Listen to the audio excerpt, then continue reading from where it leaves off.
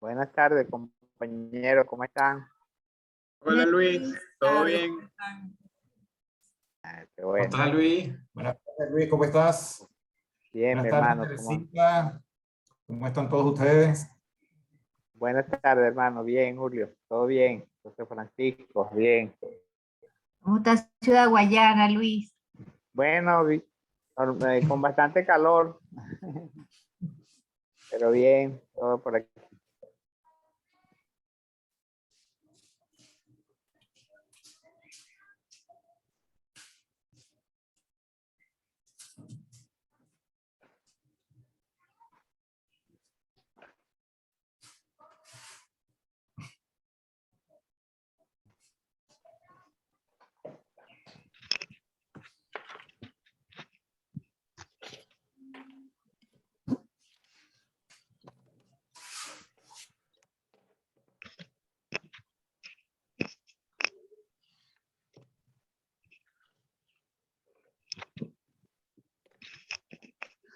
Buenas tardes.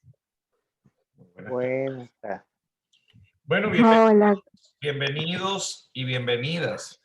Si se puede decir a todos. Ahora con el masculino y el femenino, se puso muy de moda, ¿no? Bueno, hoy estoy muy contento nuevamente por estar con ustedes. Les pido mil disculpas. Tenemos siempre infinidades de compromisos, de dificultades. La semana pasada me había comprometido a pasar una clase, pero luego sentí la necesidad que esta clase no la podía pasar por alto y quería que fuese de manera, digamos, participativa, porque es muy interesante.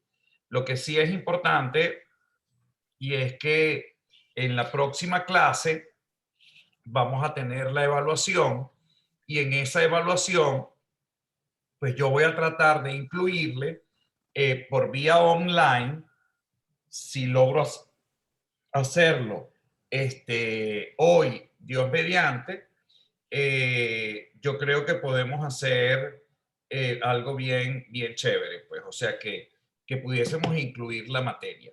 Y la idea no es correr, sino más bien hacer las cosas de manera correcta. He tenido, les confieso, una semana de muchos contratiempos, pues hemos tenido la muerte de un sacerdote muy apreciado. Después me ha tocado preparar 3 estudios preliminares de 3 publicaciones que tenemos en el Archivo Arzobispal. Yo soy director también del Archivo Arzobispal. Uno sobre Mariano Martí, otro sobre el doctor José Gregorio Hernández y el otro sobre el cardenal José Alí Lebrun Moratinos. Y además estamos montando 2 exposiciones que se van a inaugurar para los que estén en Caracas.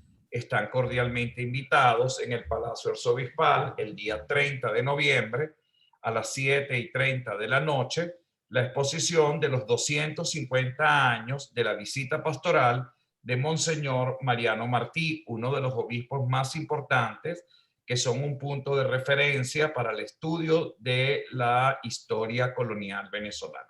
Entonces, bueno, vivo en la reunión de esta mañana con el cardenal fue de 5 horas.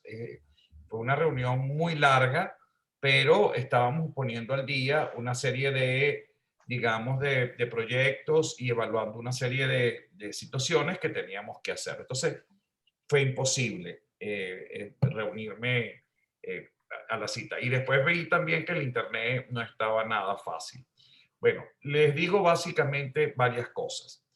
Es importante que tengamos muy en cuenta la lectura de los videos que se vienen, que yo les he mandado, que es ese curso online de historia de la iglesia. Y una de las grandes tentaciones que ustedes tienen es que no quieran escucharlo y que, bueno, obvien un poco esa lectura. Además de los textos, yo estoy seguro que un porcentaje altísimo, ojalá que no sea altísimo, sino bajísimo, eh, haya poco visto los textos en PDF que yo les he enviado. Entonces, para mí es importante la investigación.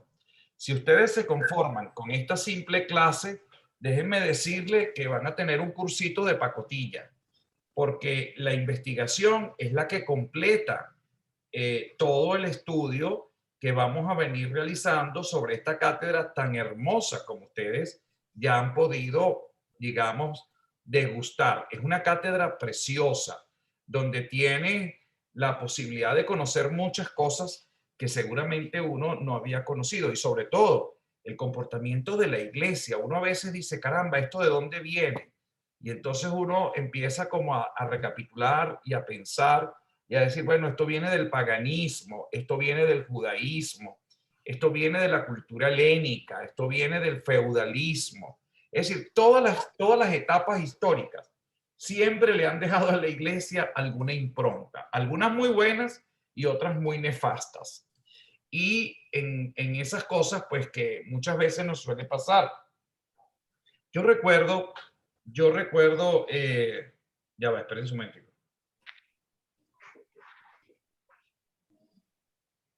Ya va.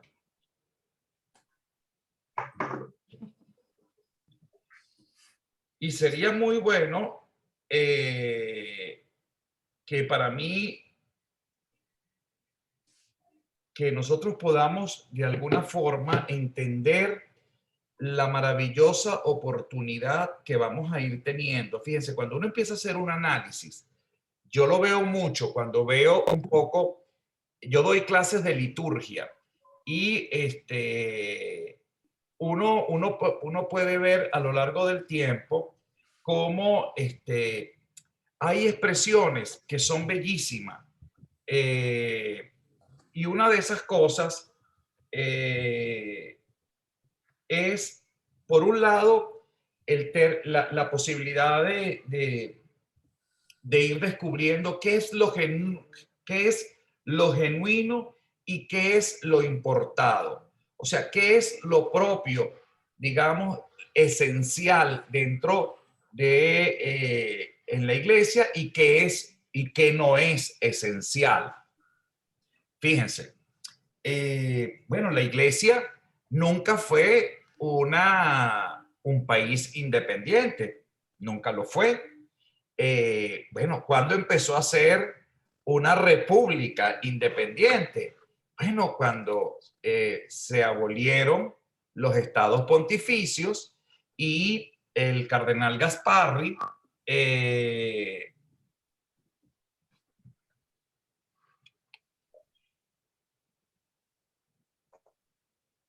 entonces,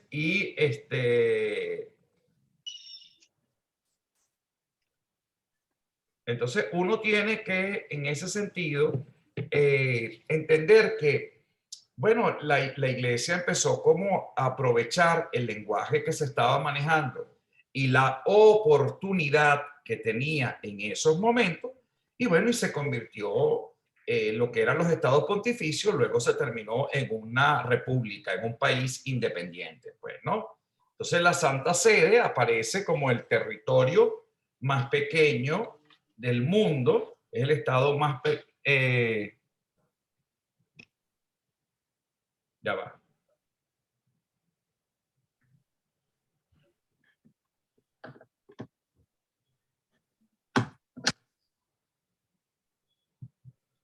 Y por otro lado,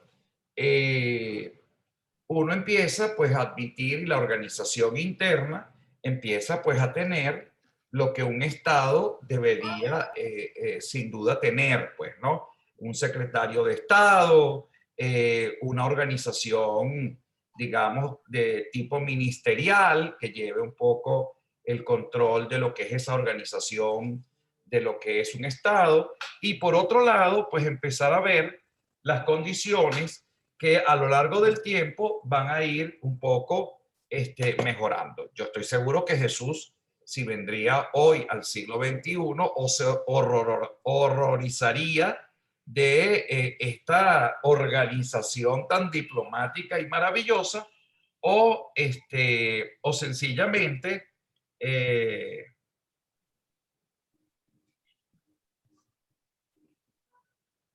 ¿Y cómo se llama?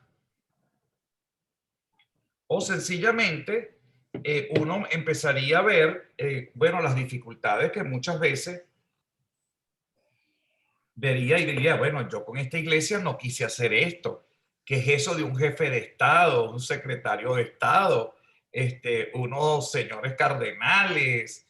Bueno, recordemos que la vida de la iglesia, la estructura de la iglesia, pues es muy diferente a los primeros siglos que al siglo XXI.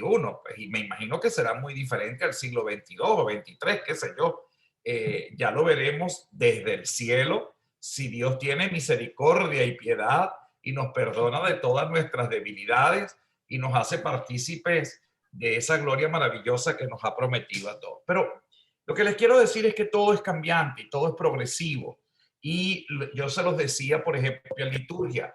Oye, San Pedro, si sería invitado hoy al Vaticano a celebrar una misa, estaría como impresionado, o sea, impresionado. ¿Y esto qué es? ¿Qué es eso de colaboración colecta, oración poscomunio?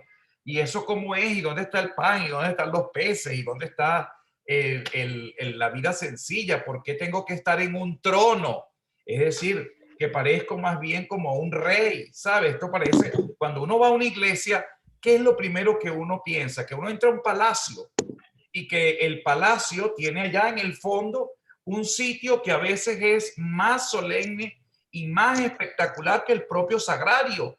Y es la sede donde está el presidente de la asamblea, donde gestiona el obispo o el párroco. Y entonces algunas de esas ornamentaciones vienen incluso hasta con techito, como para realzar un poco la dignidad y la majestad de la responsabilidad que se está asumiendo. Manasé y Zulima, me apagan el micrófono, por favor. Y entonces, y José Francisco. Y por otro lado, uno ve que las cosas se van generando, bueno, de manera paulatina y van asumiendo cosas que son propias y otras que no son propias. En alguna oportunidad yo mantenía una conversación con algún teólogo de mucha importancia y yo le decía, ¿cuáles son esas indumentarias propias de, digamos, del pastor? Bueno, el obispo, que es el pastor por excelencia, ¿no? Bueno, el báculo que representa el pastoreo, el báculo entonces, que es ese bastón que lleva el obispo, que tiene esa potestad de poder, digamos, llevar, representa la potestad, la potestad. Y por otro lado, el pastoreo. Y de hecho se llama, en italiano, el báculo se le dice pastorale, porque viene de ese pastorale que usa el pastor cuando va a dirigir a sus ovejas. Entonces, el pastor, de acuerdo a los movimientos, las ovejas sintonizan de manera auditiva, porque a veces no ven, lo que el pastor les está indicando. Y de acuerdo a ese ruido que ellos van, digamos, sintiendo, es la dirección de donde proviene el ruido, la dirección hacia donde van. Entonces, bueno, pero resulta ser que ese pastorale terminó siendo un cetro de joyas con piedras preciosas. Algunos, la gente les encanta de color oro, algunos son de oros, algunos tienen piedras preciosas y tienen un trabajo, digamos, de orfebrería, wow, extraordinario, hermoso. Pero lo propio del pastoral no es que sea ni de oro, ni que sea, que sea un trabajo. Lo que pasa es que, bueno, artísticamente uno contempla y uno disfruta todo eso, pues, ¿no? Igualmente el pectoral, que es digamos, la cruz, que significa el recordar, el vivir crucificado. Es decir, la cruz es mi camino, la cruz como camino de salvación y de luz. Y el pastor está llamado a indicarnos en su cruz que lleva en el pecho que, bueno, ese es nuestro norte. Y eso es maravilloso. Claro, después vienen otras cosas. El anillo, ya el anillo forma parte del paganismo. Bueno, viene del feudo, de los señores feudales. Bueno, y ahí hay discrepancia, y entonces de repente llegará otro tío y le dirá, pero ¿cómo vas a decir eso? Bueno, el anillo era el sello del señor feudal que le ponía el sello a decir, bueno, esto sí es mío, pues, ¿no? Y después hemos llegado incluso a la posibilidad de que el anillo se besaba.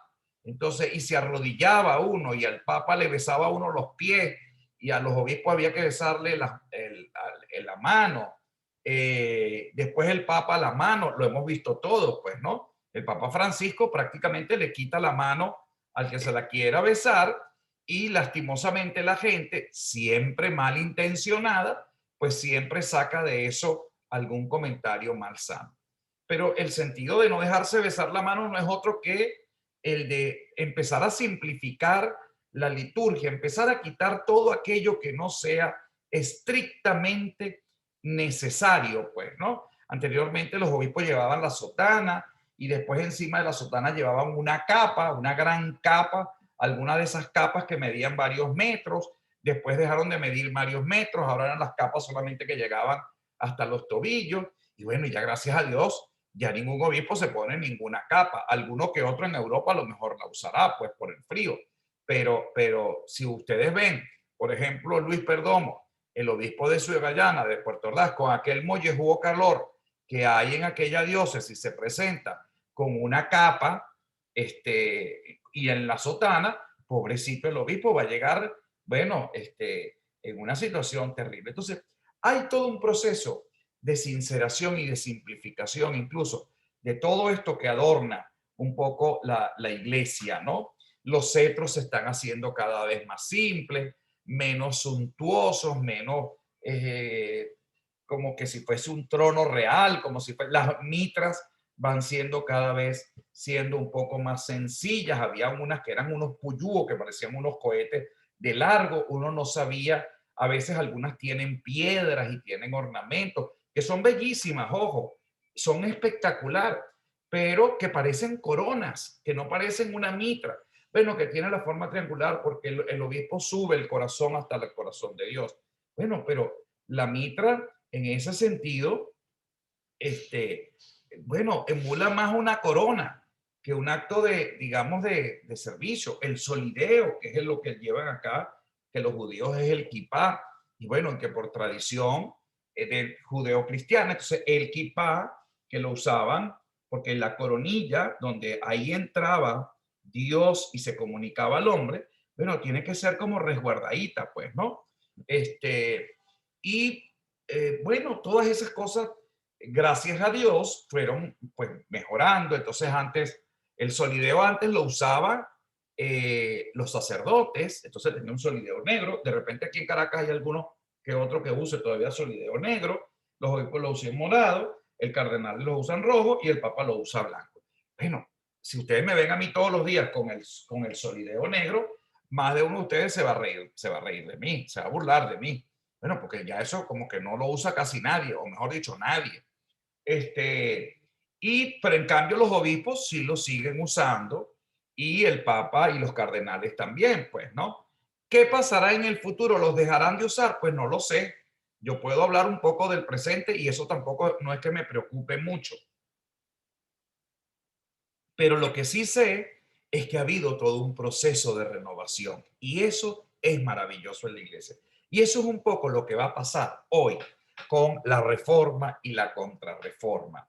Bueno, hay un proceso espantoso, terrible, después de una terrible persecución, doble persecución. Por un lado, la persecución del Imperio Romano se debilita en Occidente y continúa en Oriente por muchos siglos más, pero al debilitarse, pues bueno, la iglesia sintió como un respiro, luego se convierte en religión de Estado y luego 4 siglos más tarde empieza una cruenta persecución contra la iglesia católica nuevamente. Y esa cruenta persecución viene iniciada por el Islam, que por cierto, quien me sigue en mi Instagram, los invito para que me sigan, para que de vez en cuando sigan mi misa allí y participen.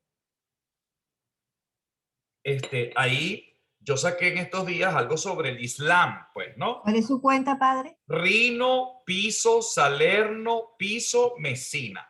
mi nombre, no es mi nombre porque yo me llamo Gasper, pero ponen Rino, R-I-N-O, Piso, Salerno, Piso, Mesina. Y bueno, yo ahí saco una cosa sobre el Islam que nosotros los católicos somos demasiado complacientes, hay que respetar las religiones de los demás, tenemos que permitir en la pluralidad que el que crea en quien quiera, sobre todo porque son religiones monoteístas, los musulmanes son una maravilla, los judíos son maravillosos y los católicos que se vayan a la porra. Entonces, en Occidente, el Islam puede construir mezquitas, puede construir y propagar su credo sin ningún problema. Y si Teresita le da la gana de ir a misa a Arabia Saudita, no puede. Y como me dijo alguien que además era pro no sé qué cosa, llegó y me dijo, usted no se olvide que el país es un estado teológico. Y entonces le dije, pero estado teológico y con ese cuchillo me vas a venir tú a matar en un territorio. O sea, imagínense ustedes que el catolicismo convirtiese Occidente en estados teológicos. Absurdo sería esa situación. Sería tremendamente absurdo. Entonces, y fíjense que mientras nosotros en Occidente podemos y recibimos a todo el mundo, hasta cultos de las cosas más espantosas e impensables se permiten en Occidente. Y en cambio, en los países musulmanes, wow, la iglesia no solamente es perseguida y atacada, es que la iglesia es exterminada. Y vea usted lo que está pasando, pues prácticamente en estos países donde el predominio musulmán es impresionante. Y mientras que Occidente dice, hay que reducir la población y los hijos, los musulmanes hay que criar hijos como conejos. O sea, repoblemos la humanidad entera. Y en menos de 20 años, oye, la población musulmana mundialmente se elevó en más de 400 millones de personas. Casi los católicos que existen en América Latina. Y eso evidentemente es gravísimo, es muy grave. Entonces, bueno, ahí yo creo que en ese sentido nos toca hoy en día como ir construyendo estos grandes desafíos que la iglesia se le presentan hoy. Entonces, para nosotros es importante mirar lo que está por venir. Y uno de esos grandes desafíos es que no podemos ser tan complacientes, no podemos ser tan quietos. Y fíjense que eso es tan terrible que ha hecho un daño inmenso a la población mundial. Pues, o sea, y yo no es que esté en contra de alguna religión, por el contrario, miren, yo a los judíos, a los musulmanes y a todos los veo en primer lugar como personas que merecen ser dignas de respeto. Eso en primer lugar. Y si ustedes me preguntan a mí, ¿usted cree en la libertad religiosa? Claro que creo en la libertad religiosa, pero yo soy católico, yo soy apostólico y romano, y yo quiero y deseo propagar el evangelio del Señor y hacerlo con la preparación y con la responsabilidad que me conlleva ser un evangelizador de la iglesia. El problema es que los 1.300 millones de católicos que hay en el mundo, se les olvidó eso, se les olvidó que tienen una misión que cumplir en el mundo de propagar el evangelio en su vida personal y en su vida, digamos, y en su cultura propia. Entonces, ¿qué sucede entonces con el tema de la reforma y de la contrarreforma? Entonces, esa persecución que inició el Islam, bueno, duraría otros 6, 7 siglos. Y eso fue terrible, fue espantoso.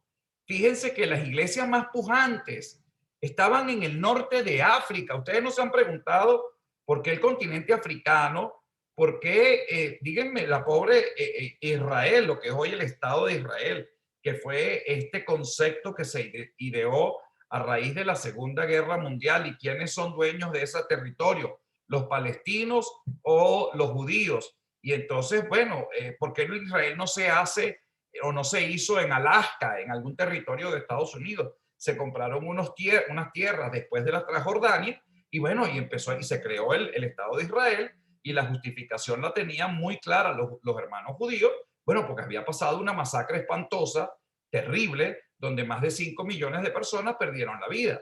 Pero se crea el Estado de Israel y se pone en detrimento también al Estado palestino. Entonces, ¿qué problemón tan grande? ¿Y quién tiene la razón y quién no tiene la razón? A mí cuando me hacen esa pregunta me enervo porque, bueno, caramba, no podemos ser capaces de convivir como hermanos. Es decir, bueno, los palestinos dicen que ellos siempre han vivido allí de toda la vida y han sido palestinos y que desde hace 70 años esa gente que vivía en un territorio fue desplazada y empezaron a llamarse israelí o que se llaman judíos, pues, ¿no? Entonces, es un tema complicado. Y eso ha requerido, y eso ha tenido como consecuencia una guerra espantosa, donde podemos decir ya después del pasar del tiempo, millones de personas han perdido la vida. Y mueren niños mutilados, niñas, de un lado y de otro, porque me dicen, ¿y quiénes son los buenos y quiénes son los malos? Bueno, el problema es que en Estados Unidos ha implementado una lógica muy, muy cruel para toda la humanidad, como las grandes potencias, porque aquí no se salvan, los ricos y poderosos no se salvan ninguno. Bueno, los americanos de este lado occidente son los buenos y los que están del otro lado son los malos. Pero resulta ser que cuando uno visita el otro lado, uno se da cuenta que los norteamericanos no son tan buenos. Entonces, bueno, ahí hay una cantidad de cosas y de temas que no son materia de este oficio. Pero que traigo a relucir, porque esa persecución del Islam va a generar como un resentimiento muy grande dentro del cristianismo. Miren, todo cristiano debía ser ejecutado. Esa había sido la propagación de la famosa Guerra Santa, donde haya un cristiano, córtenle la cabeza porque eso se multiplica facilito. Y donde haya una iglesia, pongan encima una mezquita. Y tumben, si es posible, destruyan, que no haya un obispo vivo. Y en menos de 200 años, ¿ustedes saben cuántos obispos quedaron en el norte de África? Ni uno. No quedó uno. Todos los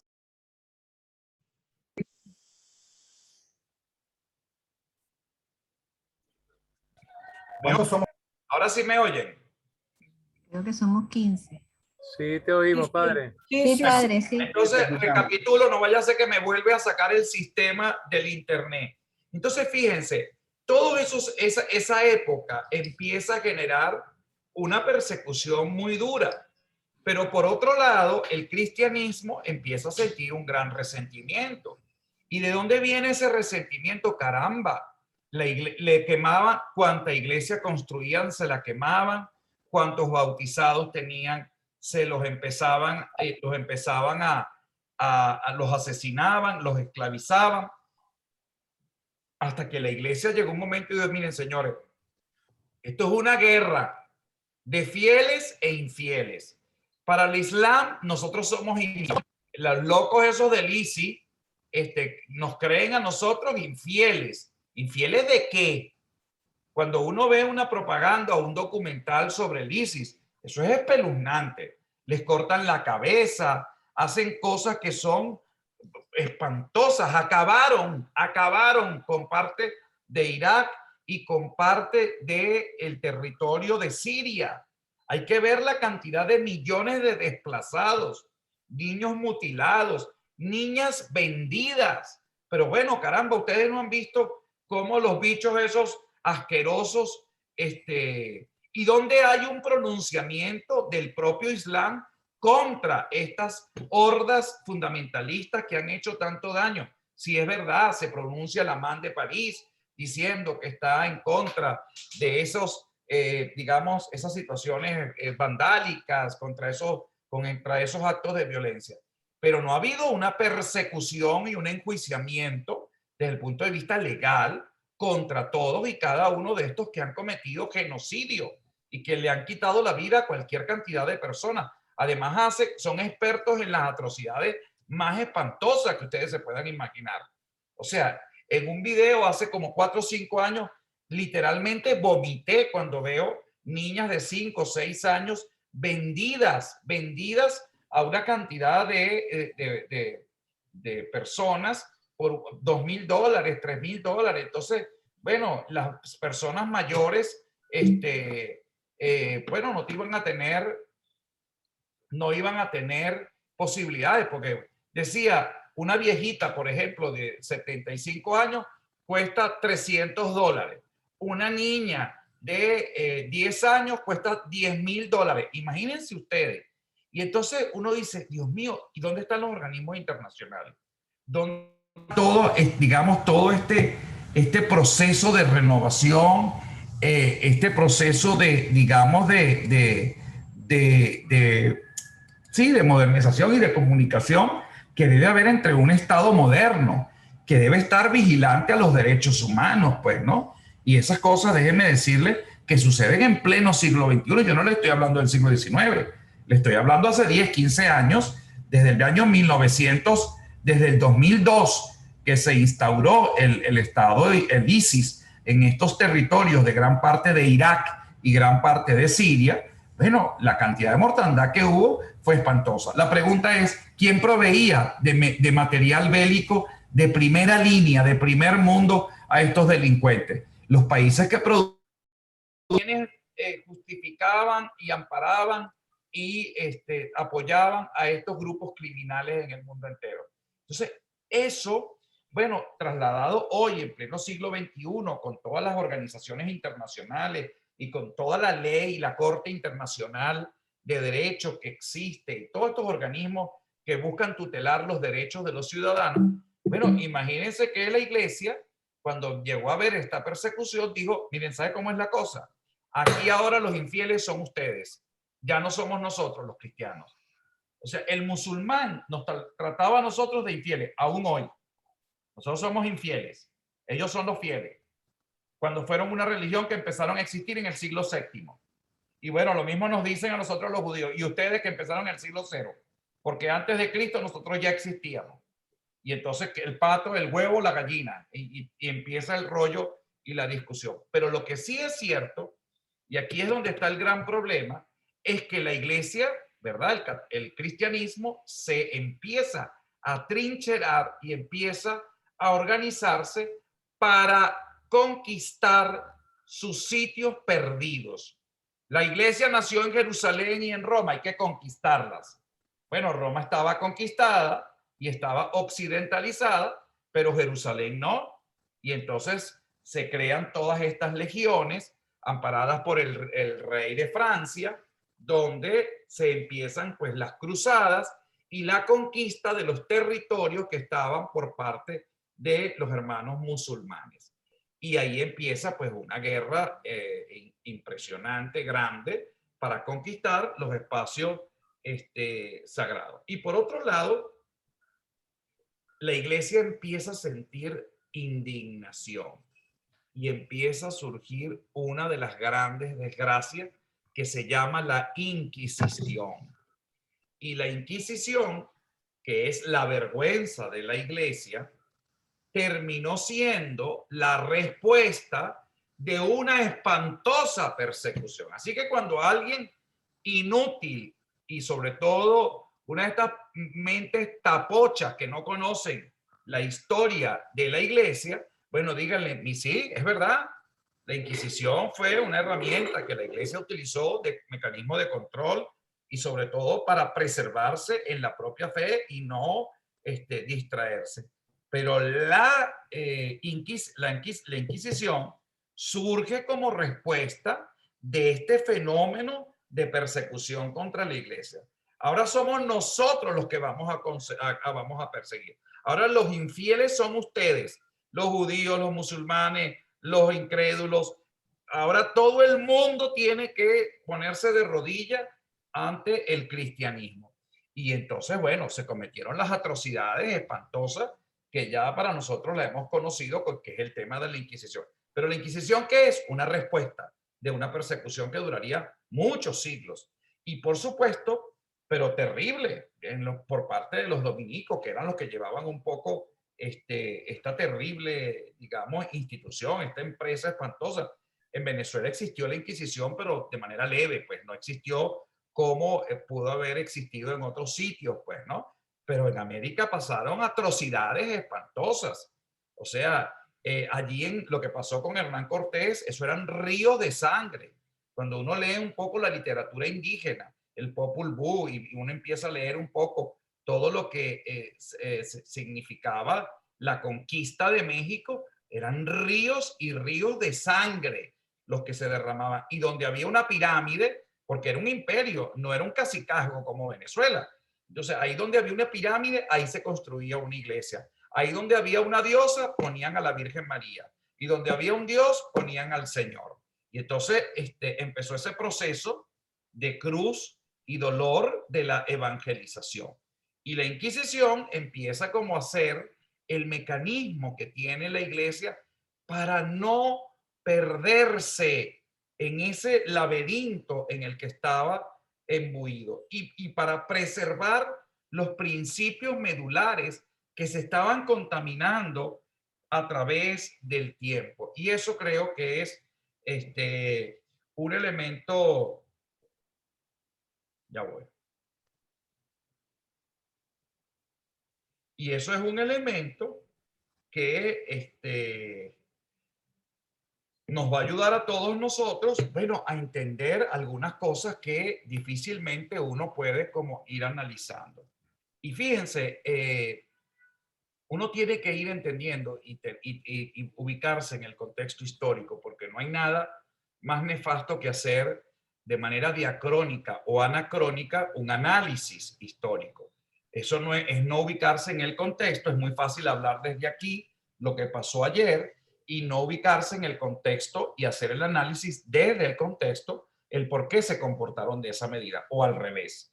Y entonces, bueno, uno muchas veces ha mirado pues todas estas situaciones y frente a esta debacle viene el siglo XVI.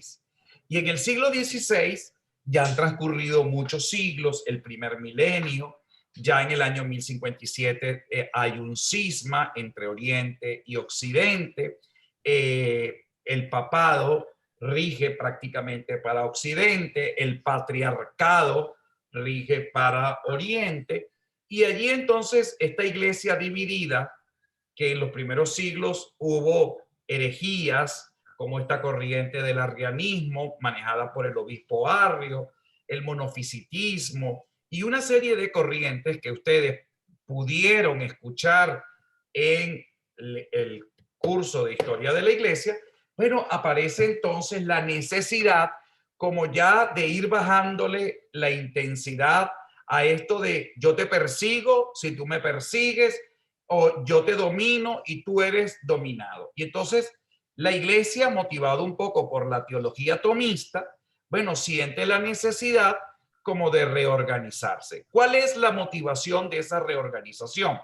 Bueno, Alemania era una iglesia muy pujante, muy rica, manejada por unos cuantos cardenales y sobre todo por unos cuantos príncipes muy poderosos. En Suecia y en Suiza, con Lutero en Alemania, Zwinglio y también el otro ahorita se me escapa. Calvino. Calvino, el calvinismo. Entonces allí entonces vamos a ir viendo cómo estas iglesias que ya tenían una cierta apatía contra los cobros de las famosas indulgencias, que gracias a Dios no son dogmas de fe, porque tendrían que quitarla, es decir, usted paga por sus pecados y de acuerdo, y mientras más pague, más exonerado va a resultar. Entonces, bueno, alguno me dijo, bueno, Rino, gracias a Dios hubo las indulgencias, porque hoy, gracias a Dios, la iglesia puede encontrarse con este hermoso patrimonio cultural que tenemos en la iglesia. No hubiésemos tenido la posibilidad, a lo mejor, de contemplar a un Giotto, o no hubiésemos podido tener la posibilidad de tener a un Miguel Ángel, un Leonardo da Vinci, un Bramante, porque bueno, gracias al dinero de las indulgencias, indulgencia, se pudo tener esta maravilla que hoy verdaderamente uno tiene. Y eso es maravilloso, ¿saben? Porque, bueno, hoy después de todo uno dice, ay, bueno, ¿saben qué? Gracias a Dios que hubo indulgencias, porque gracias a Dios el patrimonio artístico de la iglesia es un porcentaje altísimo dentro del patrimonio artístico mundial. Es decir, cuando uno empieza a mirar Italia, España, y uno mira sus iglesias, Francia, wow, uno ve y contempla todo lo que eso conllevó. Por otro lado, entonces, la iglesia tomista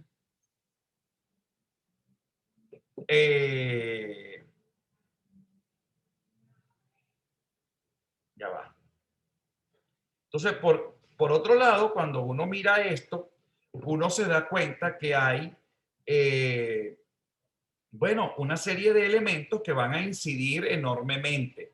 Bueno, Lutero ve la oportunidad de ver como un escándalo que la iglesia cobra unos dividendos altísimos con tal de poder expiar los propios pecados. Y por supuesto los príncipes alemanes que ya estaban hartos de pagarle impuestos a los estados pontificios, al papado, bueno, vieron la oportunidad de la separación y por eso la reforma tiene éxito. Si Lutero no tiene el poder económico, mi hermano, Lutero hubiese sido recordado como un loquito.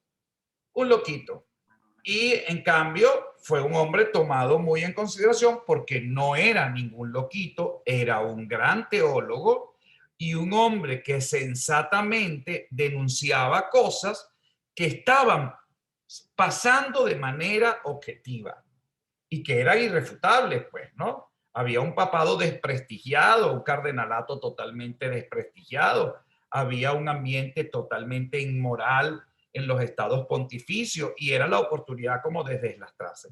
Y eso tuvo éxito porque el poder político se cohesionó con el poder religioso y tomando la decisión, pues mucha gente del clamor popular, pues aprovecharon y se fueron por un lado. Por otro lado, ¿por qué se propagó el protestantismo?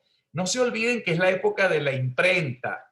Entonces, claro, la propagación de la impresión hace que llegue más rápido. Eso es igual que ahorita el internet. O sea, en fracciones de segundo tú estás en China o estás en cualquier parte. Teresita está viendo clase con un paisaje allá atrás, que no sé si es un cuadro o si es una ventana. Bueno, que está a no sé a cuántos miles de kilómetros de donde estoy yo, pues, ¿no? Y cada uno de ustedes. Y qué maravilla podernos ver, y etcétera, etcétera, etcétera. Por otro lado, entonces, ¿qué hace la iglesia? Se da cuenta que empieza a perder gente y empieza a perder poder. Y la iglesia empieza como a decir, miren señores, si vamos detrás de estos a matarlo, no vamos a terminar nunca esta historia. Primero, militarmente ya no tenemos la preparación ni la organización que teníamos anteriormente. Segundo, estos son unos imperios poderosos donde manejan muchos recursos.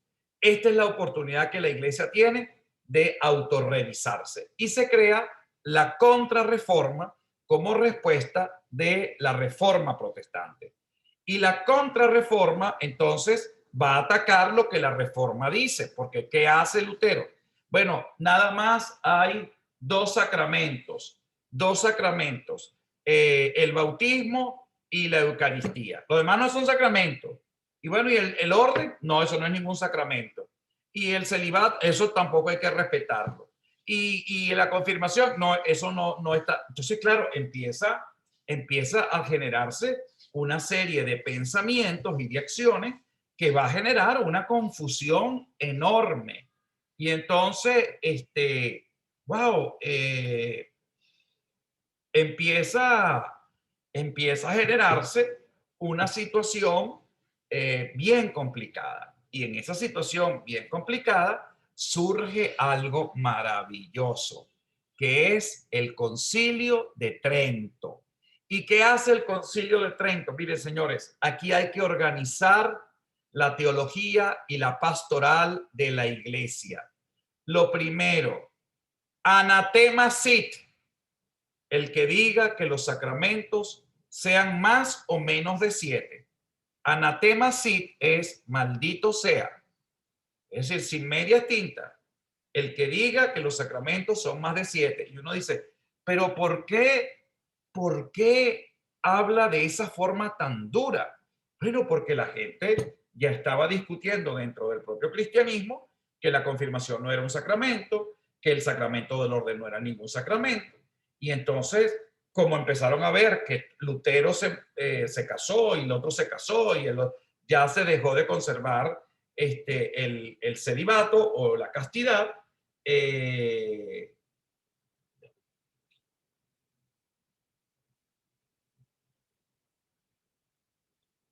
y entonces allí uno empieza como a ver ciertos elementos que aparecen y que son interesantes. Por ejemplo, el Concilio de Trento empieza a exhortar. Miren, señores, se acabó la guachafa con los párrocos. Los párrocos de las parroquias deben residir en la casa parroquial.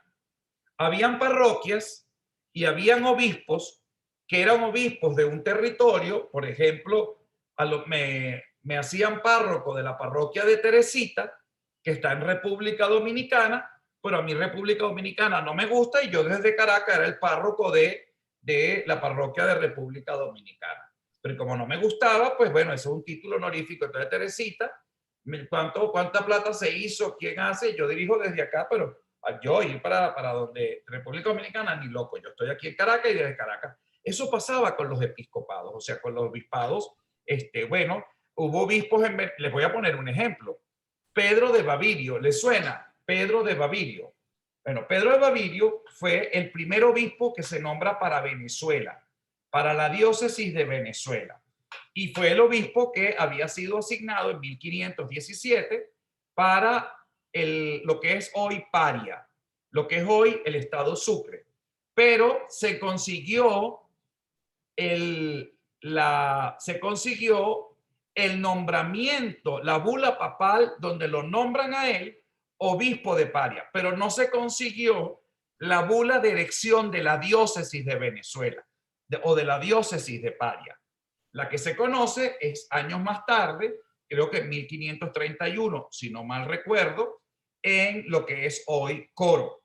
Y por eso la pregunta es, ¿qué fue primero, Paria o Coro?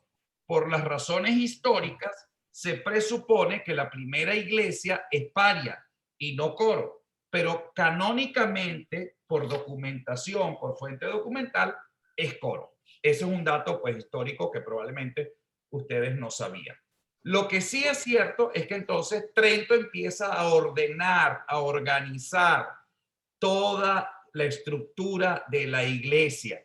Exhorta al pago de los diezmos, exhorta a la residencia de los obispos y del clero, exhorta, solicita y exige la castidad, la obediencia y la pobreza para que pueda ser de alguna forma experiencia de vida en las comunidades. Y fíjense que eso estamos hablando del siglo XVI, pero 3 o 4 siglos antes se habían fundado las órdenes mendicantes, que ya eran vistas un gran tesoro en la iglesia, y los franciscanos, los dominicos después, los jerónimos, o sea, eran congregaciones poderosísimas ya, porque estaban esparsas a lo largo y ancho de todo el territorio que se conociera.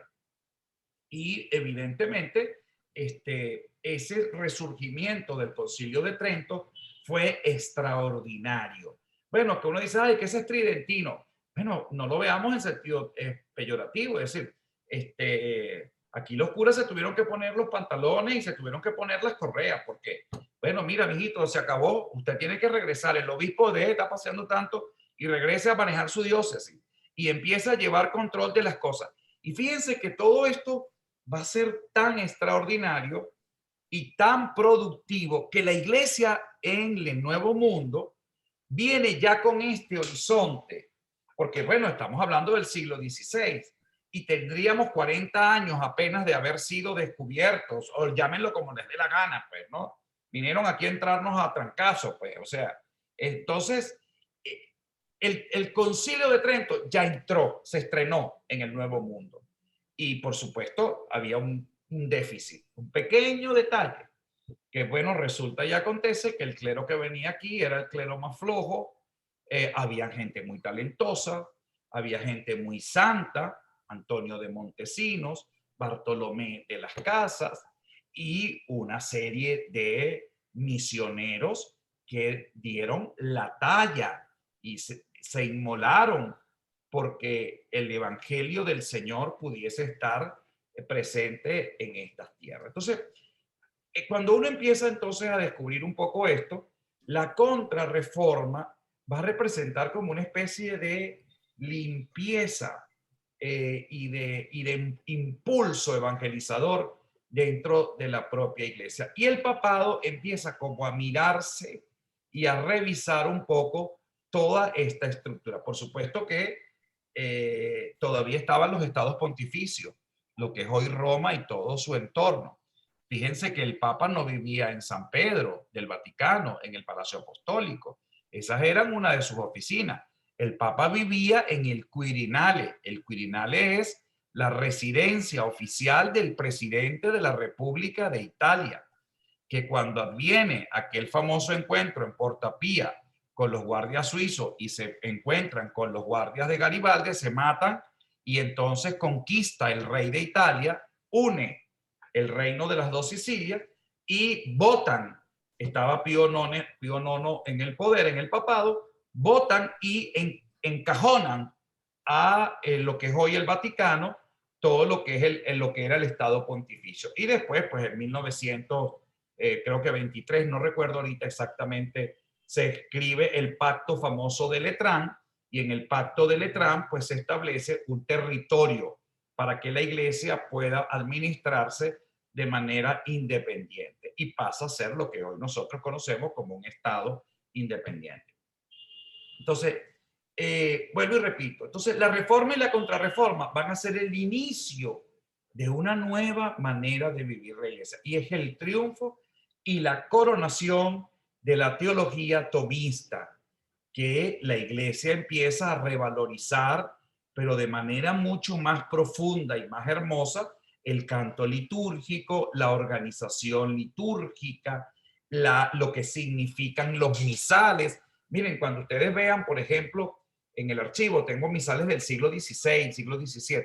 Una belleza, o sea, uno empieza a mirar todo lo que es el ordenamiento de la liturgia y, por supuesto, la influencia de la realeza. O sea, veníamos del medioevo, el anillo mientras más grande y más nutrido y mientras más piedra preciosa y recontrapreciosa tuviese, pues eran un signo de poder.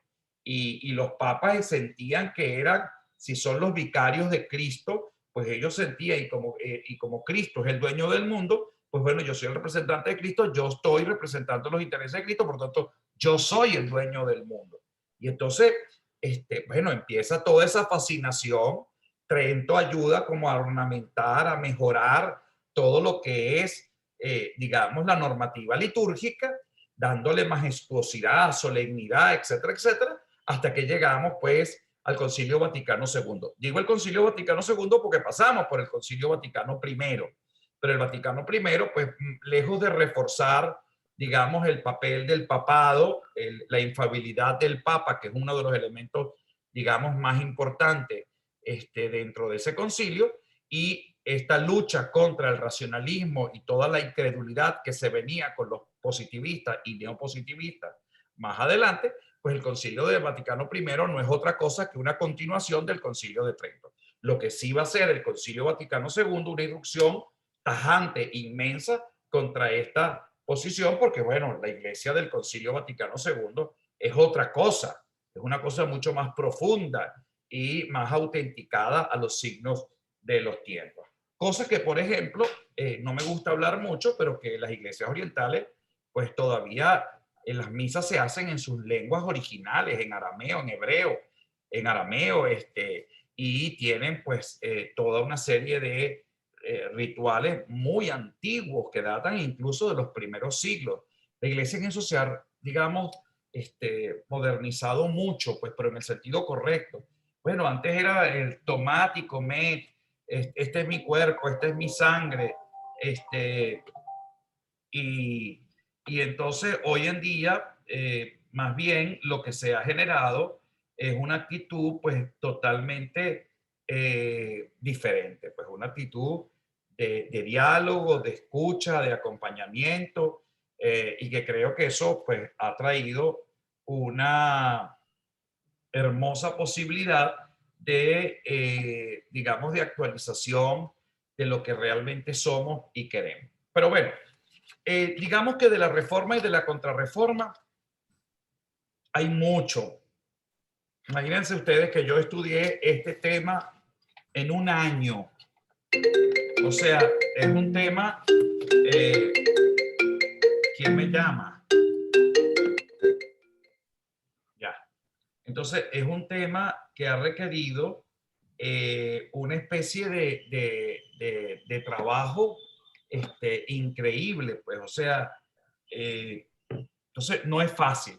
Pero yo creo que entre el curso que ustedes, estoy seguro que van, yo no quise ni siquiera mencionar, dejarle el derecho a palabra porque me daba miedo dejarlos como entre 3 y 2 y no decirles las cosas que yo creo que deben ustedes conocer y no pueden dudar de esto. Con lo que ustedes estudian y con lo que ustedes y con lo que ustedes han podido leer, yo creo que con esto complementamos toda la información que vamos a tener como para material de estudio. Pues yo creo que esto es un elemento bien importante. Bueno, rápidamente, Julio Pérez. Bueno, antes de darte la palabra, Julio, para terminar, no vaya a ser que me quede sin internet. La próxima semana, examen oral. No voy a hacer examen otro día, es ese día. Por otro lado, el examen oral es muy reflexivo, así que no se preocupen de poner los libros delante de su computador o ponerlo todo ordenado para que ustedes miren como si estuviesen mirando la pantalla y tienen todo el chuletario debajo, pues, ¿no? Sino que más bien me pasó una vez algo interesante. Alguien estaba haciendo eso, pero no se había percatado que tenía un espejo atrás. Y entonces yo miraba, era el espejo de atrás. Y después le tomé un capture y lo fui agrandando. Pues no, claro, se pierde visibilidad, ¿no? Pero bueno, la idea es que olvídense de los apuntes y establezcamos una relación como debe ser en esta evaluación oral. Bueno, entonces la próxima semana, evaluación oral. Julio Pérez. Bien, bueno, sobre el tema de la entrega de hoy, sobre la reforma y contrarreforma, cosas puntuales. Por ejemplo, de que antes existieron movimientos de reforma preluteranos, ¿no? Como por lo menos el de Nicolás de Cusa, de democratización de la iglesia, es decir, sustentar todo con un tema de una asamblea democrática que cambiara el tema, sustituyera la supremacía papal, por ejemplo. O también los de Marcelino de Padua, también, que con el tema de dividir relación Estado-Iglesia también. También los en Inglaterra, por ejemplo, los de John Wilker o John Huss, también que eran más que todo, iban por la tendencia también luterana, pero unos 80 años antes. Tomando en cuenta que sí hubo una tendencia de reforma dentro de la iglesia antes de estos hechos de luteranismo en el Sacro Imperio Romano Germánico. Hay que destacar también un punto muy importante que es el catalizador de la parte luterana, que es un hecho fundamental, la venta de indulgencia, esa corrupción que desde Gregorio VII estaba prohibida la simonía, ya en el tema en su momento la querella de las investiduras.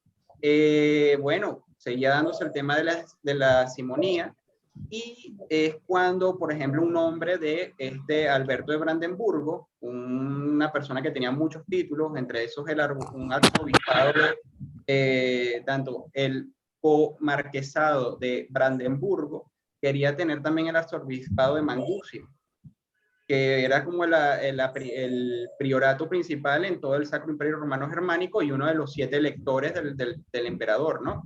Lo que pasa es que el canon de la época evitaba que una persona aglomerara tantos títulos.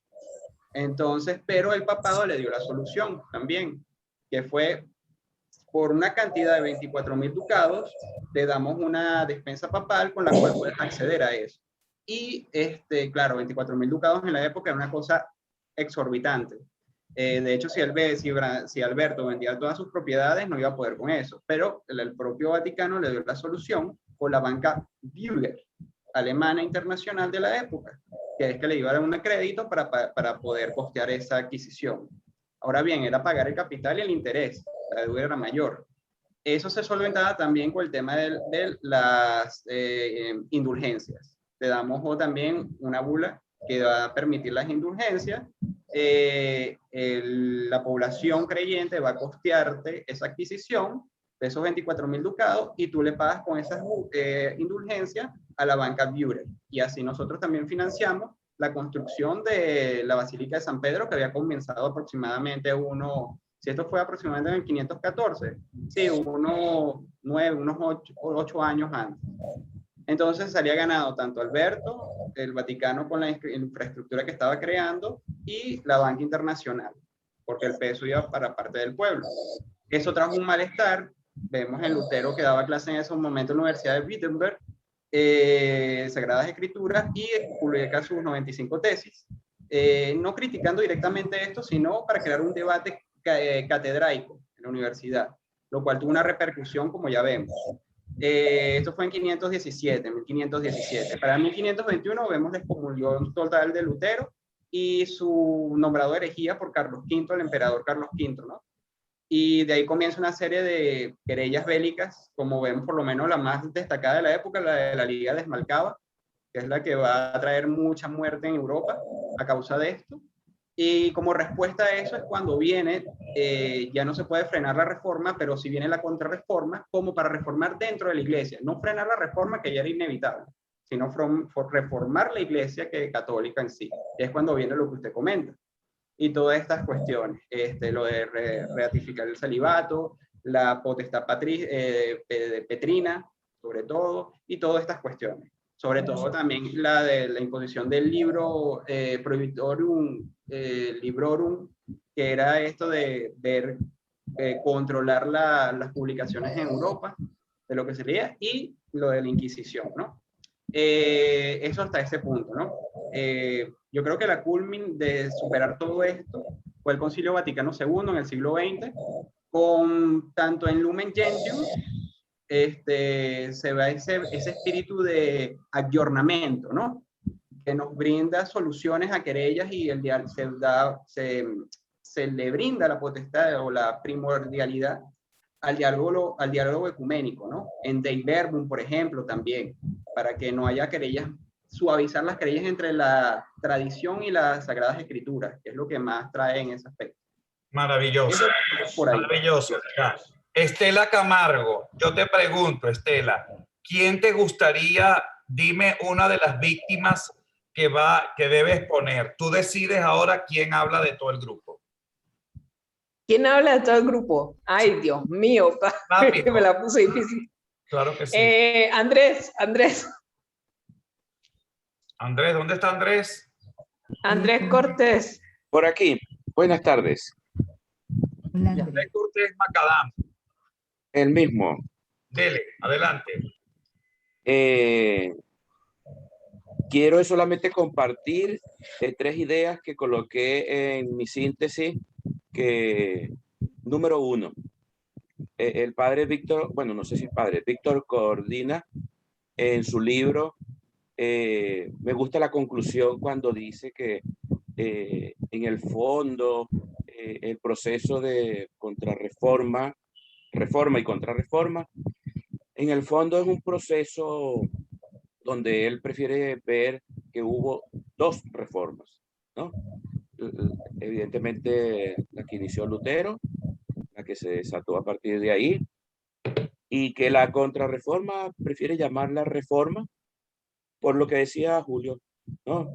Ciertamente hay una respuesta, pero también hay una revisión a lo interno, una organización interna que ameritó un espíritu también de organización, de reformar. Entonces, me llamó la atención, porque siempre como que en la historiografía uno lo ve como estos contra estos, ¿no? Eso.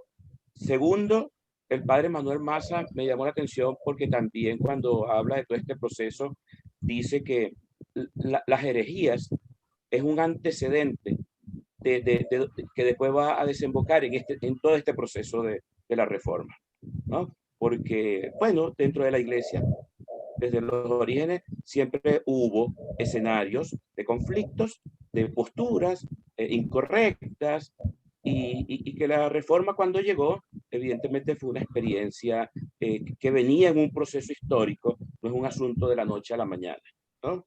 En este sentido, el padre Víctor o Víctor Codina dice que la reforma es un proceso al cual la iglesia estaba acostumbrada, o por lo menos no es extraño, ¿no? Es un asunto que se viene dando desde Jerusalén, digámoslo así, con estas discusiones, debates.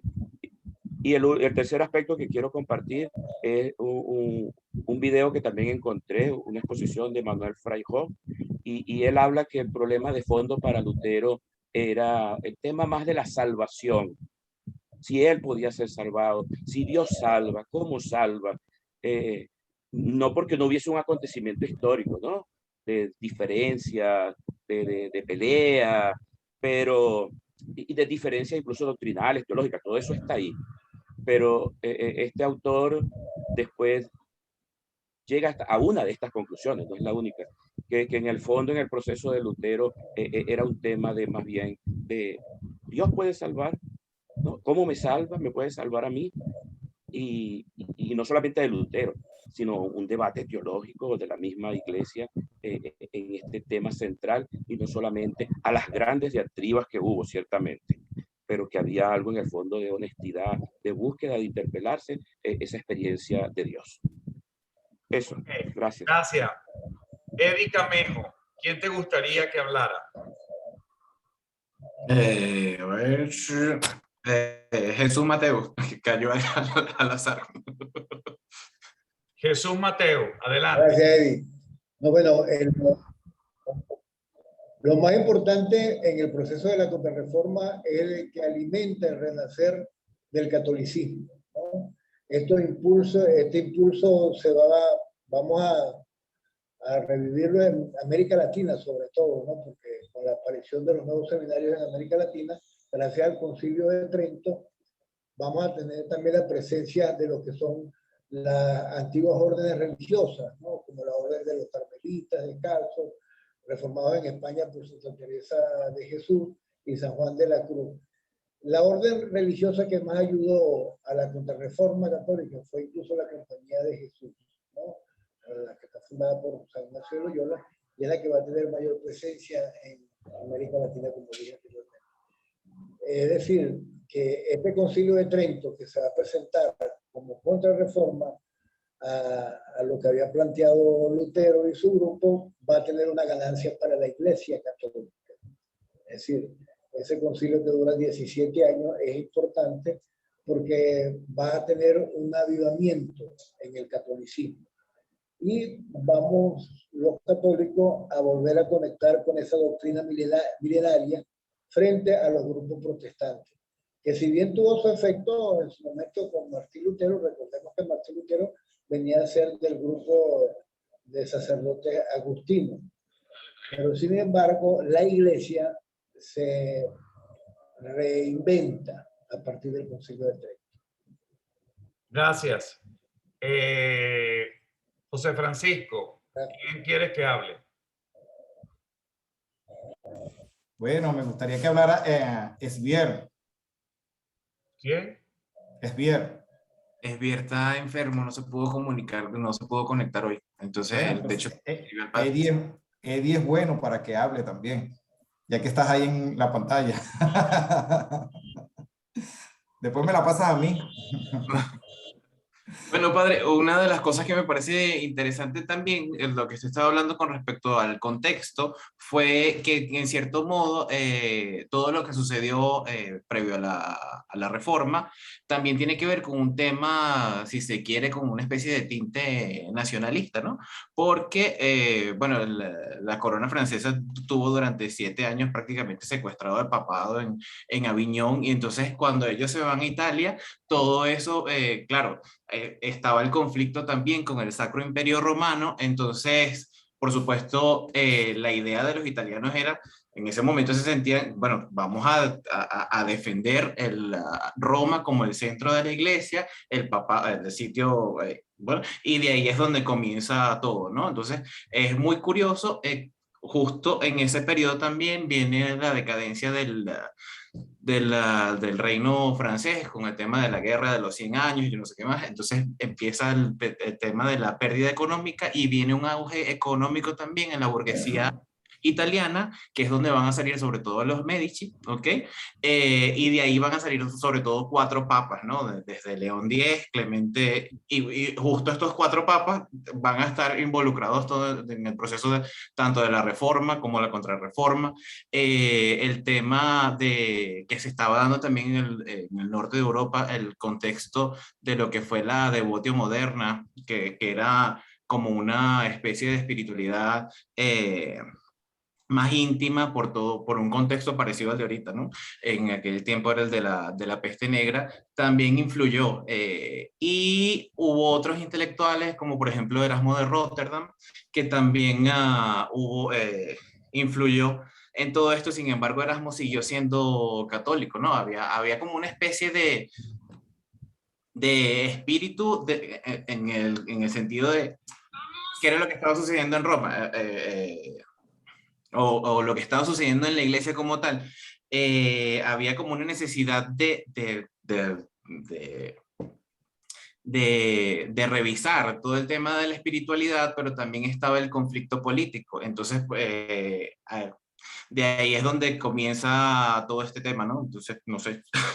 Y también, bueno, una de las cosas que sí, esto sí me gustaría leerlo, esto es una cita del Padre Trigo, donde dice que, bueno, por supuesto estamos entrando en la edad moderna, ¿no? Entonces el sujeto moderno comienza a ser un ser con autoconciencia, deseos de emancipación, individuo autónomo capaz y necesidad de decidir personalmente sobre su propia vida.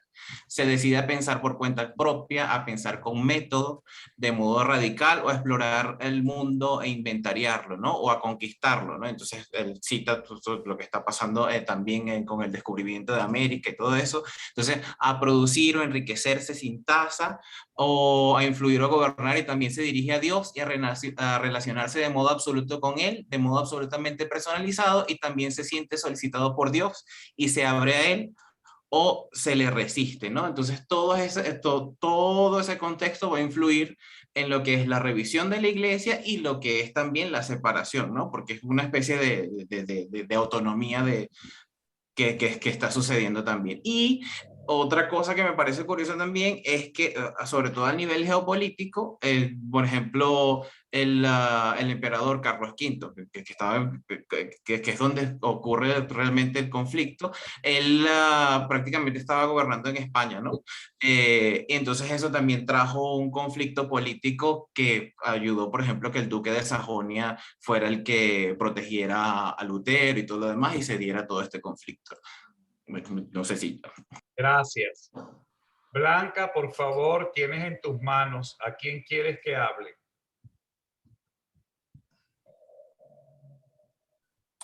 José Francisco, que tiene la mano levantada hace como media hora. José Francisco, tienes la palabra. Gracias. Bueno, padre, yo quería acotar 2 cosas con respecto al movimiento protestante, el protestantismo. Por ejemplo, se sabe que se conoce que en Alemania con Martín Lutero inicia el movimiento protestante, y Martín Lutero lo inicia ya, pero el movimiento que se inicia en Suiza inicia por Ulrico Zwinglio en 1517, ¿verdad? Y él dirige ese movimiento allá, y básicamente él ataca la doctrina de la remisión de pecados mediante peregrinaciones hacia un altar de la Virgen en Einsiedeln. Y bueno, en 1522 el movimiento dirigido por Zwinglio rompe definitivamente con Roma. Y bueno, la reforma se organiza de mejor forma en Suiza, básicamente en Zúrich, y pronto llegó a ser más radical que en Alemania. Zwinglio muere en 1531, pero sin embargo la reforma siguió adelante y más tarde el líder, allí se convierte, el líder que continúa ese movimiento es Juan Calvino, el que según documentación de los protestantes dice que es el teólogo más prominente después de Agustín. Él crea un libro que se llama La institución de la religión cristiana o las instituciones de la religión cristiana, escrito en 4 volúmenes, que llega a ser la norma de la doctrina protestante, ¿verdad? Y cuando hablamos de la doctrina protestante, bueno, sabemos que el movimiento se llama reforma porque se exigía una reforma de la iglesia en su momento. Pero ¿por qué se llama protestante? Se llama protestante porque en 1529 se celebró una dieta en Espira con la intención de reconciliar a los dos movimientos, al movimiento de la Reforma y a la Iglesia Católica. La intención era unir otra vez a los dos movimientos y tener la esperanza de reconciliar a las dos partes. Mas, sin embargo, esto no se pudo lograr. Y bueno, en esa dieta hubo unos acuerdos y hubo unos edictos. Y uno de los edictos fue que en los estados donde la reforma no había logrado llegar y no había logrado dominar todavía, en esos estados se les prohibió a los reformadores avanzar su movimiento de predicación y expandir su doctrina. Pero en los estados donde ya la reforma había dominado, se exigió que la Iglesia Católica pudiera continuar enseñando la doctrina católica ahí. Entonces los príncipes luteranos establecieron formalmente una protesta en esa dieta. Y a partir de ahí es que se le conoce protestante por la protesta formal que ellos hicieron en esa medida que ellos consideraban desequilibrada. Entonces, bueno, mi aportación quería aportar estas dos cosas. Darwin Arroyo, ¿leíste el curso de Historia de la Iglesia? Sí, padre. Ok, háblame ¿hasta qué número llegaste? Bueno, llegué hasta Carlos Magno. Ok. Hablan sobre... Me llamó mucho la atención la parte donde la iglesia, bueno, se separa de Oriente y necesita... ¿Aló, me escucha? Perfecto. Sí, sí.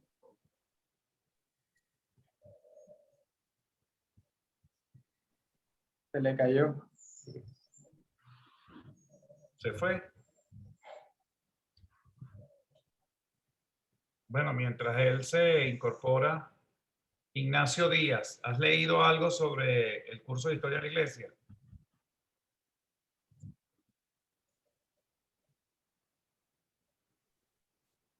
Exactamente la publicación que usted indica no la he leído, pero he estado rememorando muchas lecturas que he hecho con respecto a la historia de la iglesia. Y para esta actividad de hoy me enfrasqué bastante en todo lo que fue el proceso de la reforma y la contrarreforma. Allí me enfoqué más para prepararme para esta clase, padre. Ok, está bien. Teresita Moreno, que hoy no la he escuchado. Y después voy con Ángela Marciale. Bueno, padre, para mí fue, en cuanto al tema de reforma y contrarreforma, para mí fue bien interesante todo esto que hice, porque yo tenía esa concepción de ese reduccionismo histórico que siempre uno hace, de que fue una pelea entre Martín Lutero, porque estaba bravo por las indulgencias, y luego contra la Iglesia Católica, que estaba un poco desordenada. Pero yo sí lo que he visto de la historia de la Iglesia del Padre Massa, yo llegué hasta las Cruzadas, por ejemplo, hoy, ¿no? Veo cómo se transformó la iglesia de una iglesia perseguida a una iglesia perseguidora, cómo se unió, se convirtió prácticamente en un estado, un supraestado incluso sobre los poderes europeos.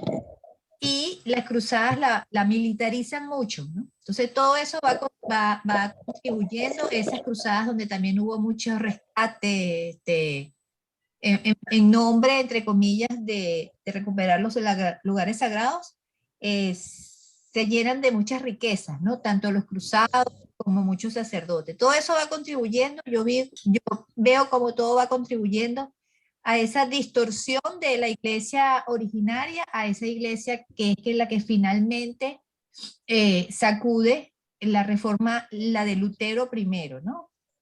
Ahora, además de toda la concepción religiosa, es cierto que hay, no quiero dejar por fuera que había también intereses económicos y políticos. Por ejemplo, la reforma anglicana, lo que tenía realmente era el interés del conocido deseo de Enrique VIII por divorciarse, más otros intereses. Igualmente, la reforma luterana es muy apoyada por los noblezas germanas porque quieren quedarse con las riquezas del clero católico. O sea, yo lo veo desde un punto de vista un poco como un dron, de que no es solamente esa concepción religiosa, sino que también había intereses políticos y económicos. No sé si me escucharon. Perfecto, intereses políticos y económicos. Y hay algo que creo que no hemos mencionado a raíz del Concilio de Trento, que me parece muy importante. Una de las cosas que proponía Lutero y la reforma en general es lo de solo la escritura, es decir, ellos no validan las sagradas tradiciones, sino solamente que cada quien podía interpretar la escritura, ¿no? Luego eso se va dividiendo en diferentes iglesias. Y entonces veo cómo la iglesia sí toma eso importante y del Concilio de Trento sale ese interés por la educación, no solo la educación del pueblo, sino la educación interna del clero. Y es uno de los buenos resultados del Concilio de Trento. Maravilloso. Ángela Marciale. Padre. Hasta Darwin. Dime, No, disculpe, era para avisarles que ya puede volver a ingresar. Te estaba buscando y no te he encontrado y estaba aquí de primero según bien el orden. Pero vamos a escucharla, no te preocupes, Darwin. Dime, Ángela. ¿Yo? Ok. Yo voy a seguir un poco en la línea de Teresita y voy a sumar lo que hasta ahora he oído de mis compañeros es el contexto que rodea la reforma. Pero lo que quería Lutero en sí, su antropología es bastante pesimista, ¿no? De acuerdo a lo que voy leyendo. Y él consideraba, dentro de su forma de ver la necesidad de la reforma, él consideraba que la práctica sacramental solo se refería, por ejemplo, al bautismo y la confesión y que a su juicio estaban desfigurados. Niega que la palabra sea realmente convocante, que la salvación es esencialmente comunitaria, que el evento personal de la fe acontece en el ámbito de la comunidad convocada y por supuesto que el bautismo y la Eucaristía son celebraciones en y de la Iglesia, acto de unos otros creyentes en el que la acción de Dios alcanza al individuo y muestra su fidelidad en medio de la historia. Esto es de la Fuente. En sí, pues la historia hizo toda la historia que hemos venido oyendo en los videos, hace un suelo fértil para esta reforma. Y ya en el 1054 hubo un cisma, ¿no? Previo dentro de la iglesia que nos dividió en la iglesia de Oriente y la iglesia de Occidente. Ya eso, más todas las situaciones que fueron ocurriendo posteriormente, debilitan en sí mismo todos estos nexos eclesiales dentro de esta iglesia y permiten lo que emerge Lutero con todas sus ideas, no solamente él, sino Calvino, Zwinglio. La contrarreforma en el Concilio de Trento, también por de la Fuente, me parece interesante leer, que recupera y reivindica la aportación humana en el proceso de justificación, reafirma igualmente el valor de la mediación eclesial, situándolo en la lógica de la encarnación y de la alianza, pero para que sea creíble, establece condiciones para una reforma de la vida eclesial, pero a la vez favoreció la consolidación de un sistema jerárquico centrado más en el régimen que en la Eucaristía o en la comunión. Esto también es descrito por Bueno de la Fuente en cuanto a la eclesiología contrarreformista. Entonces me parece interesante entender, ¿no?, que es un causa-efecto. Aquí las respuestas de los católicos en esta contrarreforma y su pensamiento estuvo muy condicionada, si vemos en el contexto, por estos papas que temían al conciliarismo, ¿no? Y que había una idea de que los concilios decidieran por encima de los papas. Y la suspicacia de estos papas ante el conciliarismo, por lo que la reforma católica llega tarde y sin posibilidad de unificar. El padre Manuel Maza habla de dos situaciones importantes dentro de la iglesia, habla del cisma en el 54 y habla de Lutero, pues como eventos muy importantes que afectan la historia de la iglesia. Muchísimas gracias. Bueno, nos vemos, Dios mediante, la próxima semana. No se preocupen las personas que no participaron, van a tener siempre la oportunidad de hacerlo. La próxima semana, Dios mediante, nos veremos con la evaluación oral. Bueno, que Dios los bendiga y estaré mandando. Yo voy a hacer el intento de mandar Concilio Vaticano I. De todas maneras, si no lo logramos incluir, no se preocupen, el corte sería hasta esta materia, salvo que hasta el día lunes yo les estaría mandando el otro capítulo y entonces sí iría para la evaluación. Haré todo lo posible porque nos alineemos al día. Profe, ¿y la clase? Mucho, cuénteme. ¿La clase va a ser solo la evaluación o va a haber también contenido? Solo la evaluación. Es que ustedes son muchísimos.